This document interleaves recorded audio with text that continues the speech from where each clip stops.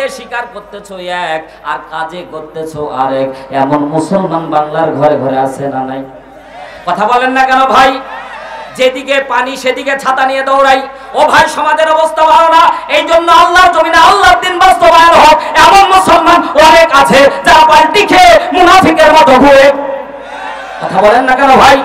আল্লাহর বান্দারা গভীর মনোযোগ দিয়ে শুনেন। আল্লাহ বলে, এ বান্দারা, জবান দিয়ে এক কথা বলতেছো, অন্তরে আরেক কথা লালন করতেছো, এমন জিনিস, এমন মুনাফিক মার্কা লোককে আমি আল্লাহ পছন্দ করি না।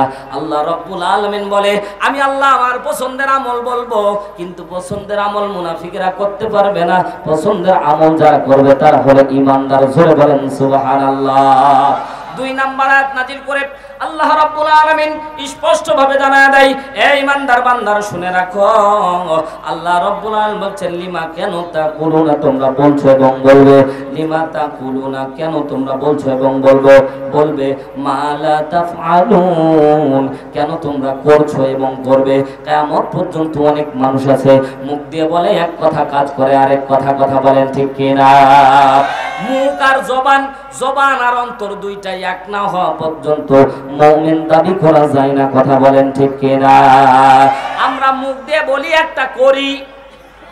জোরে বলেন।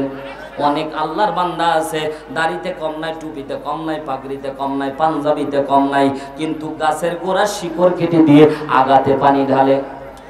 জোরে বলেন না কেন ভাই? গাছের গোড়া শিকড় কেটে দিয়ে যদি আপনি চাইনা থেকে দামি মেশিন এনে সারাদিন পানি দেন, বলেন তো তার জমিনে ওই গাছটি বাঁচানো যাবে?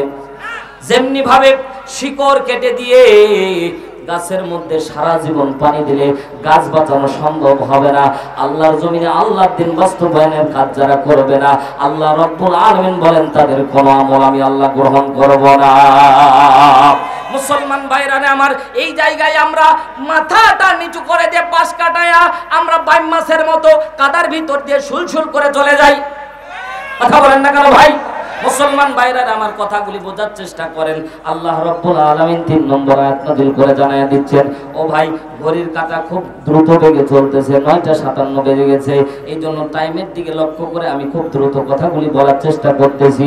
উদাহরণ টেনে নিয়ে আসলে আরো মজা লাগতো, কিন্তু মজার ব্যাপার হলো আল্লাহ রব্বুল আলামিন 2 নম্বর আয়াত নাযিল করে মুসলমানদেরকে বলছে, ও মুসলমানেরা শুনে রাখো, আমি আল্লাহ রব্বুল আলামিন তোমাদেরকে স্পষ্ট ভাবে তোমাদেরকে জানায়া দিচ্ছি, মুসলমান, তোমাদের মুখে যা থাকবে অন্তরে তাই থাকা লাগবে। মুখে যা বলো অন্তরে তাই যদি না করো, তোমাদের মতো মুনাফিক আর কেউ থাকবে না। কথা বলেন ঠিক কিনা?